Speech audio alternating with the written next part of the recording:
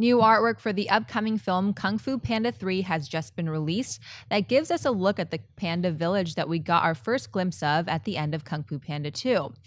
Continuing on his now legendary adventures of awesomeness, Po must face two hugely epic but very different threats, one supernatural and the other a little closer to home.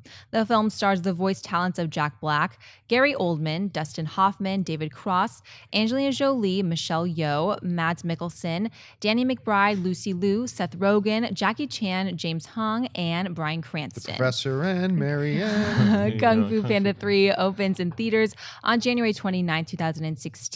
Christian Barisal, the look of these Kung Fu Panda 3 shots. I'm buying the look of it. I mean, it definitely it reminds me of the other two movies. It's got the same tone. It's visually going to look great, and I'll believe everything about it. I'm still very skeptical that it comes out in January, but we're not buying the movie. We're buying the images, and I think it looks.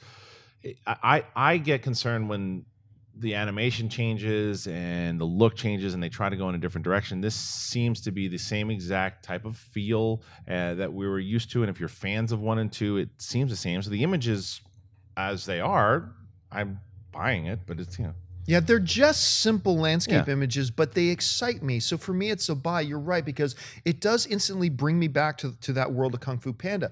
Kung Fu Panda is one of these franchises that, when it started, completely surprised me. It looked like another non-Pixar just trope that was being thrown out there. But the Panda movies, and I like number 2 even more than I like number 1, I think are some of the best non-Pixar animated films we've had in the last 10, 15 years. I just think they've been spectacular. And Kung Fu Panda 2, and it's important to remember that the woman who directed Kung Fu Panda 2 is also directing Kung Fu Panda 3.